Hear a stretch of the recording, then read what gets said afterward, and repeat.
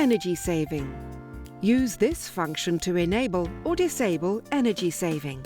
When enabled, the function reduces energy consumption in compliance with European regulations.